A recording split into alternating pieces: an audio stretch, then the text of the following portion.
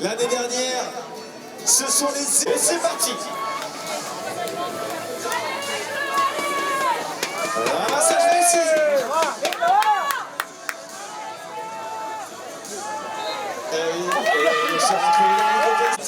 Les champions d'Europe en titre chez les U16, c'est bien les Espagnols qui s'étaient imposés au Mans. Allez, sur cette pénalité 3, on est reparti avec l'équipe de France. Oh oui, avec Angélique pour les droites. Elle n'a pas réussi à se réaxer, Laura Stromberg, pour aller chercher ses premiers buts. Ballon au sol avant de sortir de cette aire de jeu. Allez, la combinaison de pénalité numéro 3 pour l'équipe de France. Et on va aller chercher le côté droit. On va le piquer là-bas derrière dans la salle. On va marcher. Bonne défense du capitaine Joseph Boschbatz. D'Angela Massiturula du côté de l'Espagne qui doit se bien passer les petits Français pour l'instant. Allez, la présence au ramassage du côté français, c'est important. Effectivement, cette présence, quand le ballon est au sol, on va passer les mains de pouvoir décrocher un premier tir. Elle a bien secoué la joueuse française, mais dans les règles de l'art du côté espagnol. Et ça va ressortir. Et des jolis contacts à côté complément, ça va revenir. Peut-être la passe dans l'axe, on va essayer de passer toute seule main, on a donné le ballon. Ah, Gabin le sache, ça va ressortir. Solution pour Gabin pour tirer, mais on est déjà dans le rythme, on voit qu'on est dans une finale de championnat d'Europe, ça va très vite. Dès le début du match, les chevaux déjà dans un galop très tonique, ça va très vite déjà. Allez, déjà 2 minutes de jeu, toujours pas de but dans cette finale U16 des championnats d'Europe 2026. Tentative d'incursion côté gauche de Clément Gras qui va être obligé de ressortir, le joueur de Fleuron. Avec Clément.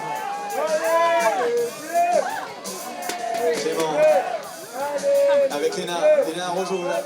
Non, c'est pas Léna, c'est Laura, pardon, Laura Stromberg. Avantage en début, elle a coupé la route en travers du côté espagnol. On va peut-être pouvoir... Et on va revenir à la pro. Ils ne sont pas champions d'Europe en titre pour rien, nos Espagnols. Grande nation, l'Espagne. Et surtout qu'on a beaucoup de joueurs espagnols qui étaient déjà là l'année dernière, donc ils ont déjà l'expérience de ces moments-là d'aller chercher un titre. Avec Clément Gras, côté droit, bien bloqué, qui va changer ses trajectoires pour feindre toute la défense espagnole et ressortir. Avec Maillot Claire.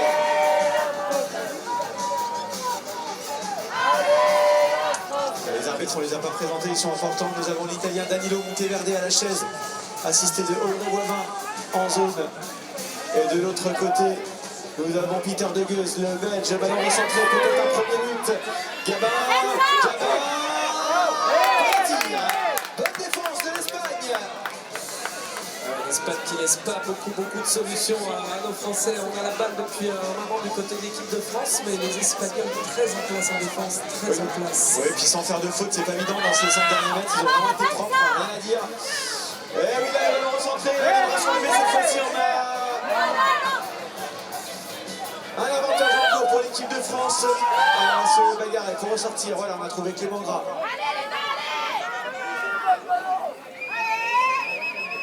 Allez, 5 minutes, 48 secondes à jouer, toujours aucun but.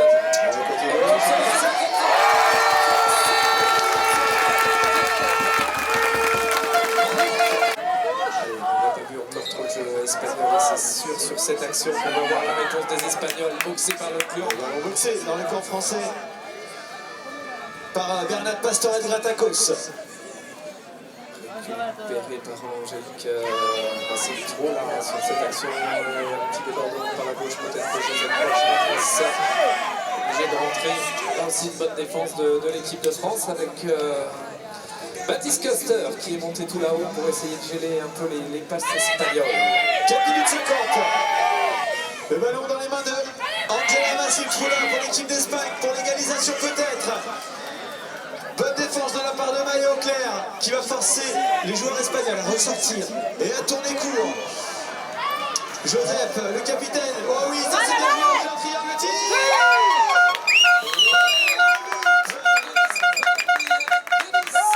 Pour Clément Gras, pour l'équipe de France, un partout.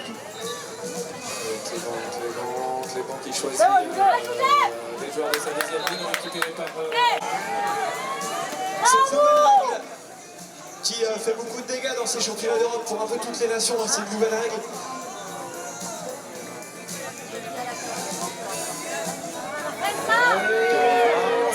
se rapproche au premier shoot.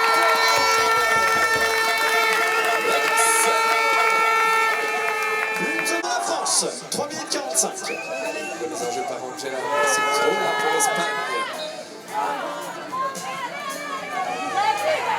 Et c'est donc espagnol. Espagnol. La première sur le ramassage, une nouvelle fois la tireuse Angela, passé trop là pour ramasser. Les consignes de Angela qui demande à son équipe de ressortir. Angela, elle était capitaine l'année dernière de son équipe. Allez, côté droit, Angela toujours. Mais c'est Federer pour passer.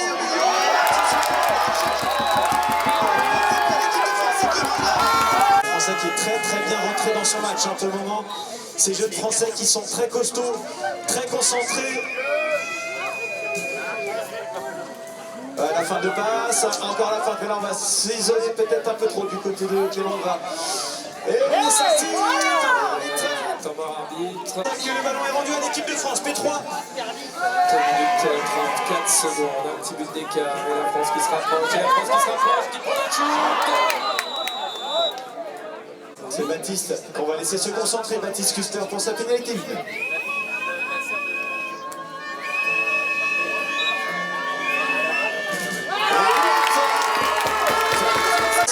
Pour l'équipe d'Espagne pour lancer cette touche. Oh, il y a le ballon qui trique côté Espagne. Bien vu l'Espagne qui va forcément essayer de recoller rapidement au score. Allez, on peut compter sur eux, les champions d'Europe en titre, ils vont tout donner pour revenir au score avant la pause. C'est sûr. Peut-être sur cette action bien maniable avec Pony. Ah oui, il est passé.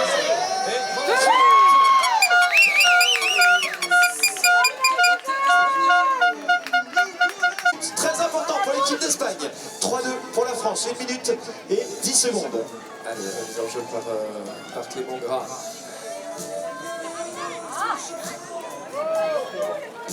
Un tout petit but d'écart et on rentre dans la dernière minute. Ça va lancer.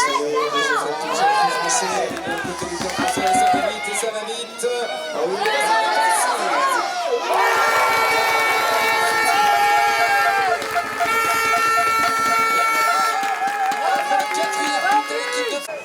Et temps mort pour la France. Il prend un petit avantage.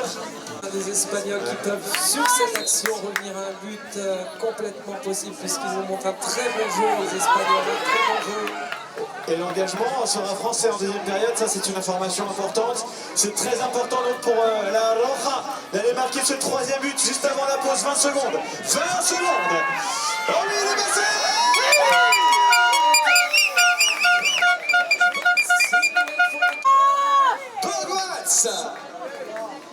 À touche, et c'est terminé.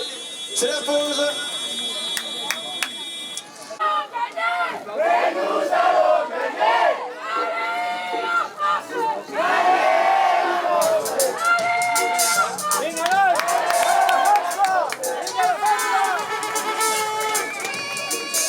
Allez, on est reparti, 9 minutes 43 c'était 15 secondes, on est parti. Allez, la France qui tente un petit débordement avec Gamin Le Sage, c'est pas passé, on le sort.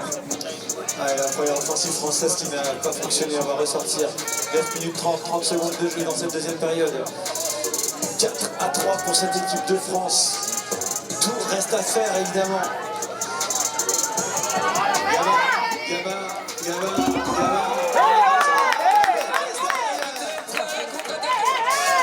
L'avantage en cours pour l'équipe d'Espagne. On a bien vu que le bras était sans doute pas à sa place du côté français. On a vu des cravates du côté français sur les joueurs espagnols. Et l'avantage est terminé. Angela. Le ballon qui circule. Bernat. Angela encore. Les Espagnols qui peuvent sur cette action aller chercher l'égalité peut-être. Les Espagnols qui se rapprochent. Joseph, le buteur de cette équipe. Bien en place sur cette action. Pas de solution pour les Espagnols qui sont ressortis.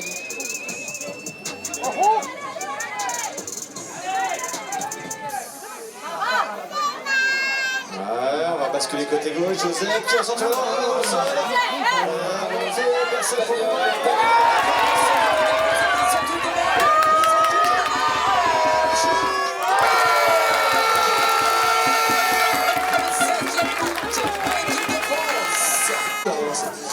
De l'Espagne,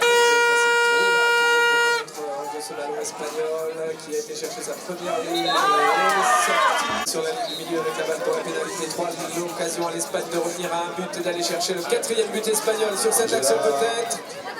Le ballon recentré. Les joueurs espagnols. Le français, l'occasion de marquer le 6e but peut-être pour l'équipe de France à 7 minutes 17 secondes du dénouement de l'histoire du championnat en 2026. Appelé par son coach pour ressortir.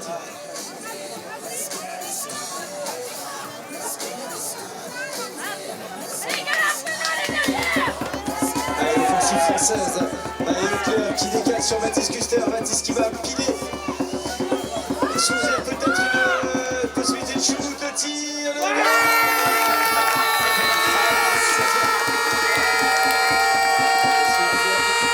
Thomas Aurait été bénéfique à l'Espagne, on l'espère en tout cas pour revenir à 2 buts l'Espagne. Allez les supporters espagnols, c'est le moment. Il y a 6 minutes 30 pour l'Espagne. Allez l'Espagne. La France qui s'est mise en faute sur l'alignement et le ballon est espagnol. Joseph Bock. Petit 2 avec Bernat. Joseph, Bernat. Bernat avec Joseph. Joseph qui tente de passer. Il lève la tête. Pas de passe possible. Pas de tir possible. Le ressort. Le duel avec Baptiste Custer. Joseph qui ressort son ballon au sol. Et Angela qui se présente pour un massage. Pour l'Espagne. Merci Angela d'avoir récupéré un petit peu trop de pression. Peut-être elle n'était pas facile cette passe. Un ballon perdu un petit peu bêtement par l'Espagne. Allez, il faut récupérer ça les Espagnols. Il faut y aller. Montez au feu. Peut-être les ballons. Excellente défense. Cherche du soutien à la joueuse espagnole. Sur défensive. On va retourner, ça va passer. Il va se passer plein de choses en 5 minutes 35. Complètement possible pour l'Espagne de revenir. On va voir Oh oui, si on arrive à très loin d'être terminé ce match encore. De temps, hein. Ils savent, il est important ce ballon, par contre, faut pas le perdre, faut trouver la bonne solution. On demande de l'aide du côté espagnol, le coach Santiago Arango. Allez, on va se réorganiser. Nouvelle offensive espagnole. On est côté droit. On va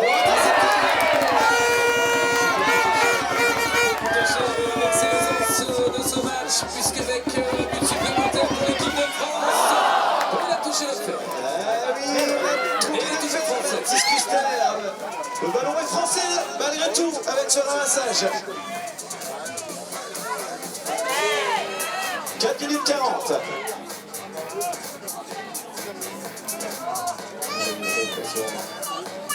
L'équipe de France va aller chercher le 7e but et de faire l'écart de 4 buts à 4 minutes 30.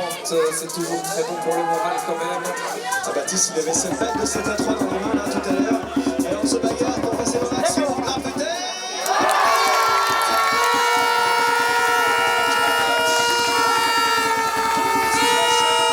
Il faut absolument les Espagnols réussir cette touche. Les boxer. Et un avantage en cours pour l'Espagne. Le premier rang français qui est encore venu se mettre au contact du premier rang espagnol. Et ça va ressortir. Alejandra Molina. Denis peut-être, Denis encore. Pas de Gabal au sage. Ils avaient bien avancé les Espagnols, ils avaient bien trouvé le passage. Revenir à l'avantage. Il faut y aller, il faut les monter rapide. C'est pénalité 3 pour essayer de revenir un peu dans la course. Côté gauche, on va recentrer. On va essayer de passer les bras. Oui, ça c'est bien joué.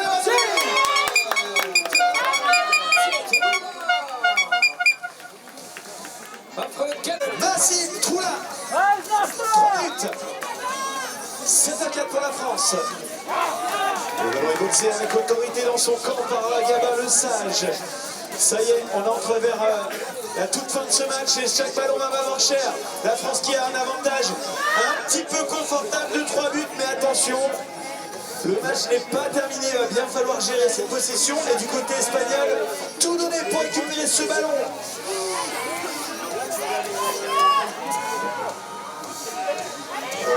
Le passeur, le passeur.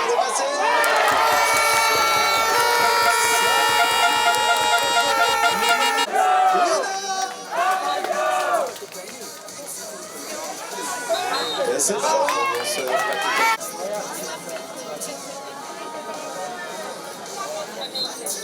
et oui. Allez, il faut y aller, c'est les ordres du coach, évidemment, il faut aller vite, maintenant il faut... Voilà, ça va se courir, on tâche à le but. Le coach aurait préféré qu'on la tire, évidemment, il y a quel but de retard, il fallait prendre toutes les Ah oui, secondes. le petit ballon devant, ça c'était bien joué pour Angela. Mais la fenêtre de tir était trop fermée, ça tourne, court et lui, on n'a pas le choix. Il va falloir être rapide à nouveau. Jusqu'au bout, il va falloir tout donner côté Espagne, jusqu'au bout, temps mort. France.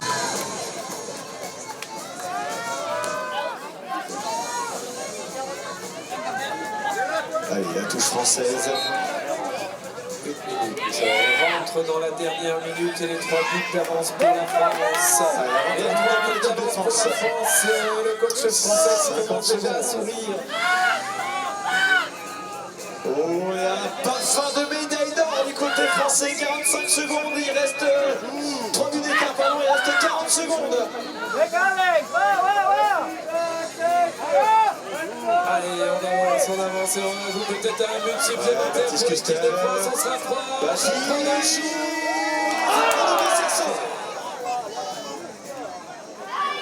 Récupéré par le ballon est espagnol. La contre-attaque et le but. Numéro 5, l'équipe d'Espagne. 10 secondes. Le démarrage au premier rang, c'est pris. Ah, il est sorti. Allez, les 10 derniers avant le sacre. Il suffit de la gérer. Il suffit Et on de la imagine gérer. ce qu'ils sont en train de vivre. On imagine ce qu'ils sont en train de vivre. Il y a un travers défensif espagnol. Bon, et ça va devenir officiel. Et c'est